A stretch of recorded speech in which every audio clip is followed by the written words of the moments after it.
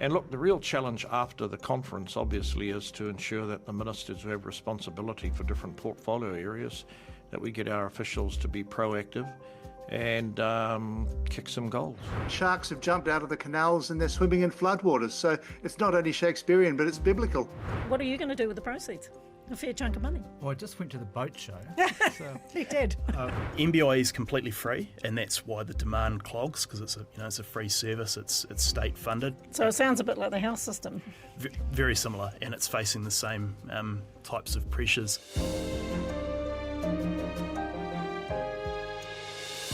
Welcome to the Weekly Wrap, where we go over the top video stories from the past week. First up, Resources and Fisheries Minister Shane Jones is confident this week's investment summit in Auckland should lead to greater investment in the mining and aquaculture sectors. Political editor Brent Edwards with this. Resources Minister Shane Jones, how confident are you now of reaching that goal of doubling exports from mining by 2035? Well, we've refined the rules around foreign direct investment, so that's going to make that part of the journey simpler. We have a host of projects on the fast track, so that's going to contribute towards that figure. We've got an entire culture of advocacy and an institutional framework that is pro-mining. I do think, however, in New Zealand, it's going to take more Aussie and Canadian capital to underwrite the accelerated growth. Well, you were at that conference in Canada a week or so ago. Did you pick up any interest there from investors for them to invest in New Zealand mining? Yeah, I met with a delegation of Japanese who, funnily enough, had already been here. And they're interested in a particular mineral called antimony, which is associated with gold mining, highly sought after, largely dominated by interests in China. And New Zealand, funnily enough, may have up to 5, 6, 7% of the world's production. And I think it's fair to say that there's a bit of a race on for antimony. So that's likely. What's it do? It's got not only heavy industrial application, I think it's got military application as well. But look, it's on the west coast. There's other minerals. But the people in Canada, mostly once they realised that a Kiwi politician was back after 14 years, they wanted to know about fast track. About fast track. So about how it operates here, or were they thinking about how they could operate it in Canada or elsewhere? Apparently, Trump has announced he's going to do fast track. And the Americans just did warn me, however, that a lot of the money that Biden put aside in his Inflation Reduction Act never got spent because projects couldn't get permitted. People from British Columbia, they are endeavouring to fast-track up to a dozen projects. And I think there was a little bit of disbelief that an OECD country had created such a pro-development piece of legislation at a time where there's a lot of drama about and around being in an unfettered way pro-development. But given that you've got fast track here, was that also then an added incentive for investors to look at investing here, knowing that projects could be fast tracked? Well, that's what they told me. The delegation of analysts and commercial investors that I met with during January in Auckland were all about fast track. They agree New Zealand's got a clean pair of hands. Contract law is sacrosanct. We've had a long history of being joined up with the rest of the world. We were great champions, as you well know, of an international order of rules. So all of that's given to them. They did give me a warning, though. They said, well, we hope, Mr. Jones, that the implementation of your fast track matches the muscularity of your rhetoric. And do you think it will, or does it? Oh, well, it was somewhat harrowing to read that a blue penguin, hitherto never seen in downtown Queen Street, scuttled the initial stages of a project for the Auckland port extension. I'm told that that problem was solved. I think it shows, however, that people that are implementing our legislation, in particular DOC, who are administering the Wildlife Act, they need to bear in mind that the Wildlife Act is subservient to the purpose of the fast-track legislation. Talking about investment, we've obviously got this infrastructure investment conference in Auckland Thursday, Friday. Are you expecting that there'll be people at that will also have an interest in looking at the mining sector? Yes, I'm told that there will be bespoke investors. They obviously are coming to hear a broader narrative.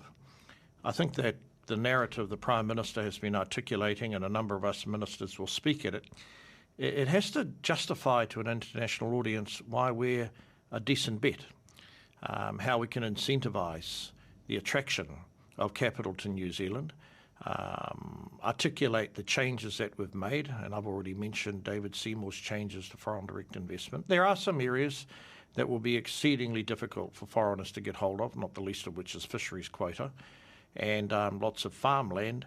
But other than that, it's going to be a pretty permissive regime. So what's your message going to be? Oh, without a doubt that New Zealand, for the purposes of food production, is second to none. That we have vast areas of undeveloped coastline that can be used at a time where wild fisheries are under stress for food production, not only for more shellfish, but fisheries. We know that Tasmania, not very far away, has an enormous industry in this regard. And secondly, that we have reinvigorated the mining industry. And although the mining industry is relatively modest in terms of our 400 billion plus GDP economy, we need every arrow in the quiver striking a target. And in some small areas in New Zealand, mining's going to have a life-changing effect on the households there. In terms of agriculture, and you made announcements about the strategy earlier, where's the biggest push going to be coming? Is it going to be coming in sort of the deeper ocean sort of development of agriculture, beyond the immediate coastline? Yeah, well, there's 3 or 4 projects in the fast track that do plan to have major investments offshore, shall I put it to you like that. I mean, they're going to be very expensive. And will they need offshore investment to go ahead? That's my point. Yeah. Although they are oceanically offshore, they'll need offshore investment, and it will be into the hundreds of millions of dollars. It'll have to be patient capital, but I happen to know that already there are interests in Hong Kong that are already looking at what opportunities are there in New Zealand as a medium to long-term producer of food. The Prime Minister last year announced the food security agreement he wants to fulfil with the Singaporeans in a post-COVID time. And look, the real challenge after the conference obviously is to ensure that the ministers who have responsibility for different portfolio areas, that we get our officials to be proactive and kick some goals. I mean, aside from that, I know you put out a statement the other day about this gold mine on the West Coast, Federation Mining, and made the point that the Australian super was invested in it, and that you'd like to see, obviously, some New Zealand super funds starting investing. I mean, have you been talking directly to funds like that as well? Look, I spoke to them when I was the Forest Minister a few years ago, and I was rebuffed. And I've found that a lot of the decision makers in our Kiwi-based funds, they are very leery about the New Zealand energy system in terms of fossil fuels and minerals, which I think reflects their almost treacherous behaviour of these luxury beliefs that they've imbibed, and they're trying to impose them on the rest of us. I think that there's scope for more and more of our savings to go into our primary sector, to go into not only mining and fishing, but actually rebooting our ability to grow food and make a profit. But also, you think it can be done, but not at the expense of the environment? Because that seems to be the argument, isn't it? Yeah, people often challenge me that I don't talk enough about the guardrails. I think that's unfair. To me, it's a given. It's beyond cavil that any mining or aquaculture in New Zealand is going to have conditions, but those conditions must be proportionate to the risk that's being managed. And I'll tell you one thing that's hobbled New Zealand development is that the supremacy that's been visited upon amenity values in the Resource Management Act. Just because you're well off and you own a flash batch or a flash house does not mean you own the view. And I'm sick and tired of well-heeled New Zealanders being able to exploit through litigation statutory processes to thwart industry and rob working class people of jobs and better lifestyles, just so a narrow cast of New Zealanders can sit on the deck having a cup of coffee with an uninterrupted view. In my view, that is anti-democratic, and it's going to create a great deal of discord going forward in New Zealand. Back to the investment summit coming up, are you expecting that there'll be real leads or deals that come from those 2 days, or what's the... Well, you know as well as I do, the investors that come to New Zealand, a lot of them, they need a hand-holding service. They've come a long way. They're not particularly familiar. The deals, in many respects, will be patient capital. I mean, for example, the Japanese have hung around a long time in our forestry sector. Sealords is 50% owned by the Japanese. That deal was done back in 2001, 2002. So the asset is on not only the merchant banking community, but I think the Crown as well, that when someone does come here and follow up a lead from our summit, that there's a concierge service that can walk them through the various statutory processes, walk them through the other administrative processes, which hopefully are not burdensome, so they don't compare us to another country where they're better treated. Over the ditch, cyclone Alfred delayed Prime Minister Anthony Albanese's election plans, adding political and economic uncertainty. Albanese's response could shift perceptions ahead of the polls, according to correspondent Lachlan Cahoon. There have been some incredible images coming out of Australia over the last week as parts of the eastern seaboard endure ex-tropical cyclone Alfred. NBR's Australian correspondent Lachlan Cahoon is safely ensconced in Sydney, where he says it is only raining continually. And he joins me now to discuss the economic and political implications of the cyclone. Lachlan, it seems you've been inspired by the bard because you begin your underarm column with a Shakespearean analogy. Walk us through that. Well, Simon, my thoughts immediately went to Shakespeare's The Tempest, where one of the interpretations is that the storm is a metaphor for political turmoil and a disturbance of the social order. So, I mean, ex-tropical cyclone Alfred certainly arrived in a time of turmoil, and not just domestically, of course. I mean, we've got Chinese Navy ships made out of Australian iron ore, probably, off our coastal waters. And meanwhile, we're spending over $350 billion on nuclear submarines from a country that's supposed to be our greatest ally, which is about to whack tariffs on our iron ore and aluminium, and we still haven't laid down a keel for them. So that's a bit of a sort of offshore political turmoil that we've been going through. But of course, these metaphors are lost on people in Queensland and New South Wales, so they're not thinking about Shakespeare. About 500,000 houses are out of power. They've got record rainfall, area waiting for floods, and sharks have jumped out of the canals and they're swimming in floodwaters. So it's not only Shakespearean, but it's biblical. Biblical indeed.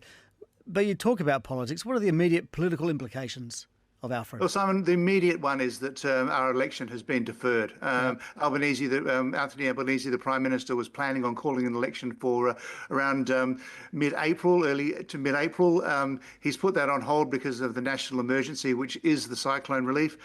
So it has to be May now, and that means that the government has to bring down a budget on March the 25th, which is something that they were not planning on doing. So this is a risk, but Albanese has a chance to reframe himself. I mean, he's announced a whole lot of financial relief.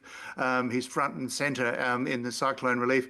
All politicians in Australia will hereafter be warned by the what happened with Scott Morrison, whose famous quote was, "I don't hold a hose, mate," when he came back from Hawaii during the bushfires. So that's gone down in Australian history as one of the great all-time political gaffes.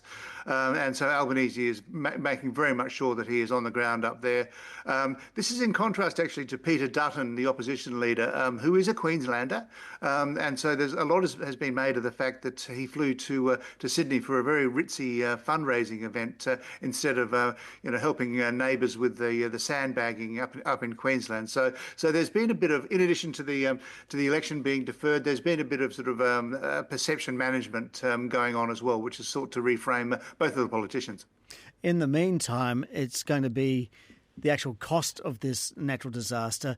What is that looking like in terms of economic impact, especially for the insurance sector?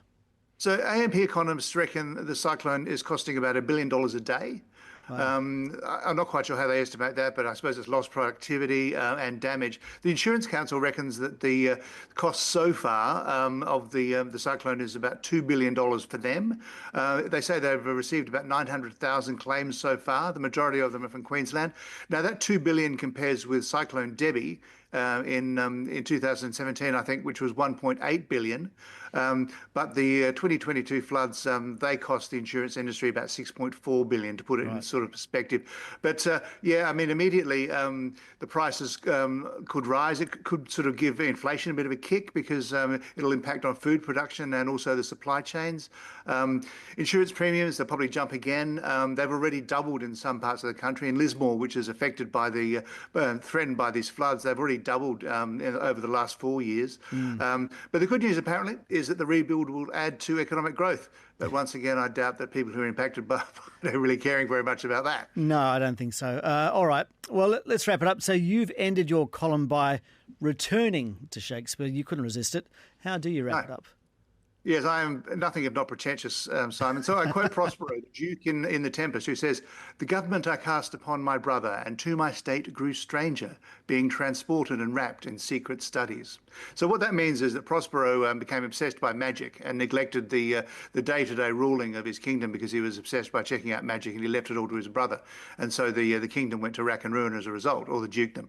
So Albanese, he was obsessed with the voice referendum. Yes. And as a result of that, became a stranger to the day-to-day goings-on of government and the running of government. But ironically, in this national emergency, unlike Prospero, it gives him a chance to reframe and focus on more bread-and-butter politics. He'll be disappointed that he doesn't get his preferred election date, but in the long run, bizarrely and ironically, the cyclone might be of political benefit to the Prime Minister. Auckland's Quantify Photonics has been acquired by Nasdaq-listed Teradyne, marking a major milestone for New Zealand's tech sector. Fiona Rotherham has more. Kiwi company Quantify Photonics has been sold to US Nasdaq-listed Teradyne for an undisclosed sum. Quantify, founded in 2012, develops and manufactures high-density photonics test and measurement instruments for the global optical telecommunications market. Joining me now to discuss what this means for their funds are Nio Merrick from Nuance and Lance Wiggs from Punakaiki. Welcome to you both. Thank you. Hi. So, okay, you've both been on the board of Quantify. Was the company actively seeking a buyer? How did the deal come about? Well, we were actually in the transition period between the two of us, so we were looking for funding to follow on from an internal round we'd been doing, and one conversation with a potential trade investor turned into what we heard about today. So Teradyne had been a customer, is that right? I don't really... There's some things we can and can't say, so all I can say is that we're looking for funding from trade partners, and it ultimately turned into an exit. So how big, it's a privately held company, but how big had it grown to? I mean, what sort of size? Can either of you comment on that? Again, it's terrible to say. We can't say some things out loud. This is an acquirer that's a listed company in the States, a substantial one, $20 billion or so in market value. We are very constrained of what we can and can't say. I think we've got to say it's been fantastic for the founders, Andy and Yannick. Absolutely fantastic for the people working at the company. This is deep, high-tech equipment that they've made that's globally important, and it's going to help empower, or it is helping empower the next generation of chips, the next generation of comms, the next generation of data centers and so on. So I think we're really proud to have been part of that journey, and it's deeply meaningful for New Zealand to see this exit. The company makes millions a year. I can't give you a number, Fiona, I'm sorry. I know you're trying. It's okay. How much money's been raised in the company to get it to this point? And who were the backers?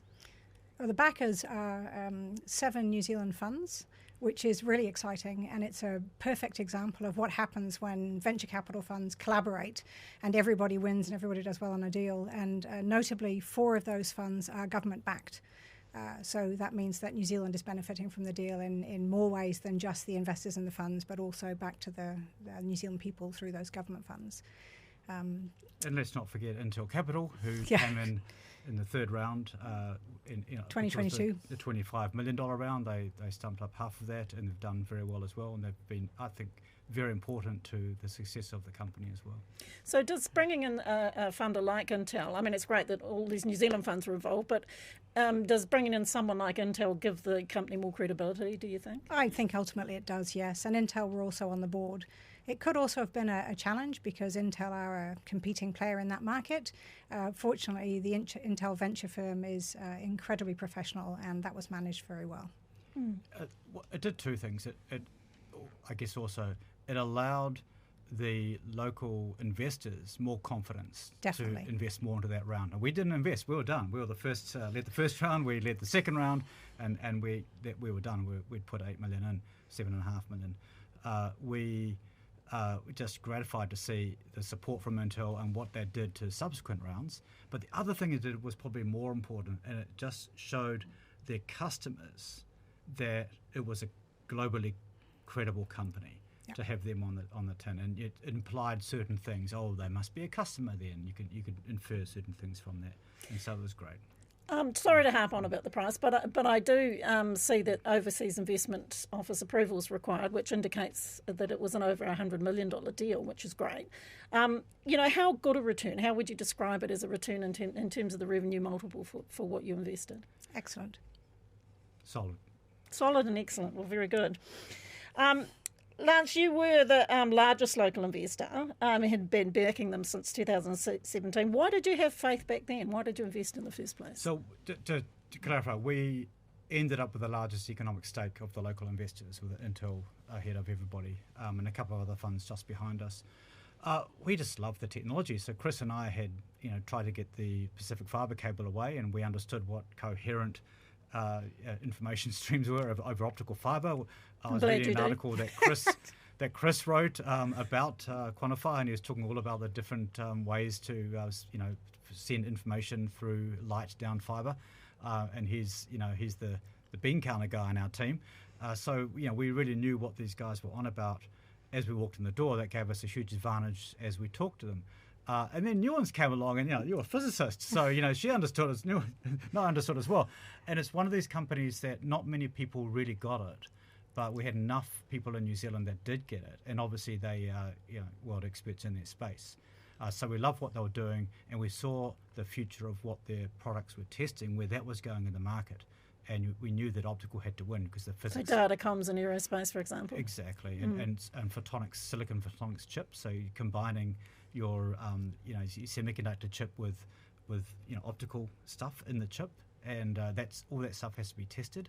So that allows you to do more with less power, and we just know that's the end game. So there's a good thesis in there, and obviously the founders, Andy and Yannick, they'd started this company as a spin out. They'd started it and grown it to a reasonable size without taking any investment at all, and that was really impressive as well. Yeah, when we invested, they already had 25 people, and the team was a key part of our investment. We look for technology that's disruptive, and during our due diligence for the round that we invested in, which was in 2021, we were told by one of their major customers that they were leading their market by 2 years globally. And we said, would you be loyal to them, was one of our questions. And they said, as long as they stay ahead of the game, absolutely. So this isn't a New Zealand company that's just playing on the world stage. They are creating their own market. And that was super exciting for us. So in terms of Nuance, a relatively young fund. So this is your first exit. How exciting is that? It's super exciting, Fiona. I sat across this table from you less than 4 years ago when we launched the fund. And it validates our investment thesis. We're a small team. We've all worked really hard at this, and a huge thank you to General Partner Mitali Purohit for all the work she's put in, and the rest of the team. And it's really lovely to be able to go back to our investors and say, here's a return, thanks for backing us, because they backed us as a first-time fund manager, so they really did take a punt, and it's lovely to be able to return that to them. Was this the biggest investment in your portfolio? No, it's not. It's the third biggest, but it's of a similar size to the other two. Right. And Lance, what are you going to do with the proceeds? A fair chunk of money. Well, I just went to the boat show. So, you did. I did actually, no, but I'd really want to answer the same question you asked, Nio. What does it mean for the fund? When we started back in 2012, 2013, our real mission was we need to get a VC ecosystem in New Zealand. We need to stop with the toxic contracts and the not so good advice that founders are getting and really help professionalise the sector. So that was one of our core missions.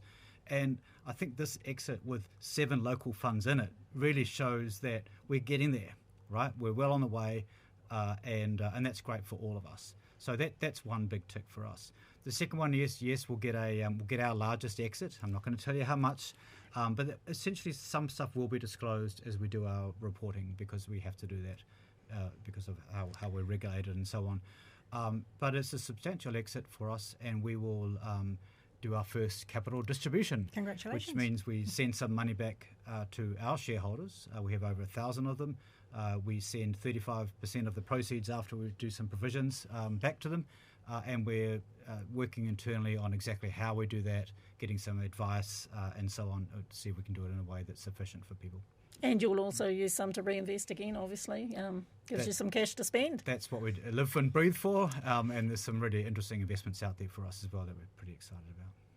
Okay, so in terms of the deals done in New Zealand, how would you rate this? I mean, is it a big deal for New Zealand? It's a huge deal for New Zealand. It's a huge deal to take something as complicated as deep tech based on science. It was commercialised when we found it, but to scale and grow that globally and have a massive exit in our ecosystem is good for everybody in the ecosystem, not just the funds, but all the other founders. And it means that it's eyes in. When a company as big as Teradyne looks into New Zealand and plucks a little company out, all the other big tech companies will look in and see what else there is to play with. Anything else you'd like to add, Nance? Yeah, it's hardware, which is great. We've seen a lot of software companies go big. It's classic Callaghan, one of everything, weird stuff that New Zealand does, which is, again, another tick. And I think the first exit where you've had so many funds in it together sends a really strong signal to investors looking to allocate their capital away from housing and cash and into a more productive, lower beta asset. A backlog in New Zealand's employment mediation services, exacerbated by increased demand and staffing cuts, is leading to long wait times for workers seeking resolution to disputes. Duncan Cotterill, Senior Associate, Jeremy Ansell explains. In Toil and Trouble this week, we look at the extensive delays in getting access to employment mediation services. Jeremy Ansell, a Senior Associate at Duncan Cotterill, what's causing the delays? Hi Fiona, so yes, the delays appear to be coming from extensive cuts that were made to the Ministry of Business, Innovation and Employment last year. Just taking it back a step, employment mediation is the first port of call to resolve an employment dispute in New Zealand. Often the ERA, the Employment Relations Authority, will require that the parties attend mediation before they'll look at the matter further. So it's the first step really, isn't it? It's the first step. So what often happens is mediation services, who are a division of MBIE, will assign a mediator to the matter, who will preside over it and help the parties try and work through their dispute. But what we're seeing, because of significant cuts to that department, 7.5% reduction in staff they were required to do in 2024, what we're seeing is that there's just a severe lack of mediators, and the demand for mediation services is constant, and if anything it's increasing. So obviously with a depleted rank of mediators, there's going to be some problems in the system, and I'm hearing anecdotally that some mediators were affected by those cuts, and many also offered to take voluntary redundancy. So in short, a severe shortage of mediators, and it's causing problems in the system. So what sort of problems is it causing though?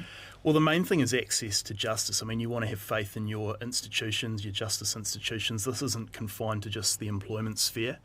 But claimants are waiting as long as 10 weeks for a mediation date. Now, several years ago, this was down around 4 weeks. So you put in your mediation application and you would expect to have a date within 4 weeks. It's now up around 10.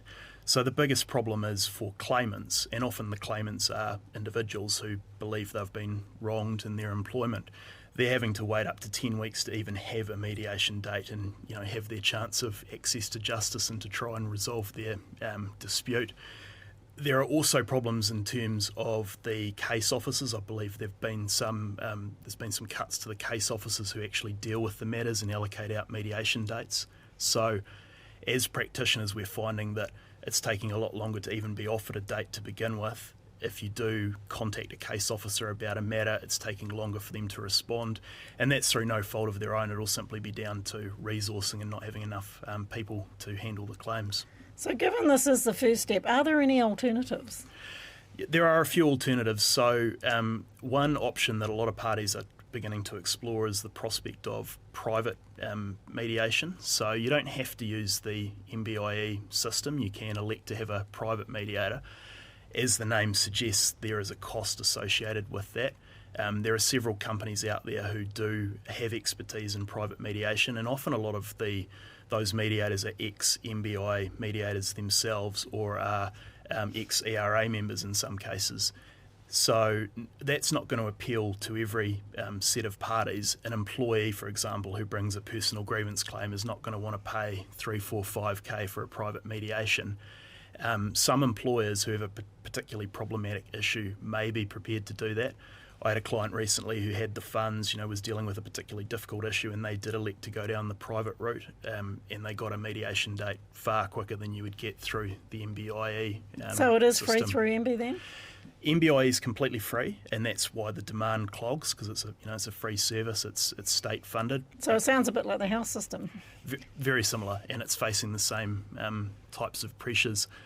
I think the other thing parties could bear in mind if they're waiting for a mediation date, there is an early resolution service that MBIE offers, and that's meant to be for less complicated matters that might not necessarily require a full mediation. So, for example, if you're an employee and you haven't been paid the correct final holiday pay, do you really need to be clogging up the MBIE system with that claim? Possibly not. That's maybe an example where you could get on the phone to one of these early dispute resolution people, facilitators they're called, that work at MBIE, and have a chat to them, and they might be able to talk to the employer and help you sort things out. The other point to bear in mind is that the parties can always have settlement discussions, directly between themselves, and sometimes as practitioners we're guilty of this. You just secure a mediation date and you just kind of wait for that date to roll along, and then you hope the parties can resolve the matter there. But at any stage, either with or without legal representation, parties can pick up the phone. You can initiate often what's called a without prejudice discussion. You can talk about the matter between yourselves, and you can actually try and resolve it before it actually gets to mediation. It's not ideal situation, but it can often work, and even if it doesn't quite resolve, at least by the time the mediation date rolls around, the parties have made some degree of progress. So as I understand it, these mediations are meant to be face-to-face, but is there an increasing use of things like Zoom meetings, which are faster? Well, many years ago, before the pandemic, they were always face-to-face, and it is helpful in a lot of ways to have face-to-face mediations. Sometimes, travel's required and that type of thing, but if it's a particularly complex breakdown in relationship, particularly if the parties are wanting the relationship to endure as well, if you're wanting the employment to continue, there's a lot of benefit to being in the same room. The one problem a lot of my clients are facing is that since COVID, the MBIE default method of mediation has been online or via Zoom. You have to specifically request in person, and to me the balance is the wrong way around, and they probably need to consider moving away from that and offering in person as the default option rather than Zoom, because it's easy for a party to be difficult and positional if they're hiding behind a camera or on Zoom and they're not physically there. But when people are in the same room looking at each other in the eye, it's often a lot harder to be positional, and often it helps resolve these disputes. So that's something that MBIE might look at as well. What's driving the increase in demand? More disputes, we're seeing more restructures, so often those will result in claims if employees feel that the employer's not met their obligations or haven't considered them for another role within the company, that sort of thing. And just the usual day-to-day, disciplinary stuff, people doing silly things in the course of their roles and being terminated, and then believing that the employer either didn't have grounds to terminate them and taking a claim, or they didn't follow the correct process and also taking a claim. So what's the fix? More money? Well, I think the government probably need to pay some attention to what's happening here. I mean, about a month or so ago, the Minister was asked about the delays, and she didn't even appear to know there were delays, which is a worry. but maybe they need to consider the ramifications, because although MBIE is a massive, juggernaut of a government department, it does have some quite critical functions in terms of immigration and employment resolution services. So if you make these widespread percentage cuts, there are going to be impacts, and you want people to have faith in the institutions and in the justice system, and I can see that waning a little bit as a result of these changes. And thanks again for joining us. Our news team is back from 5 a.m. tomorrow with the latest business news you can use on mbr.co.nz. See you next week.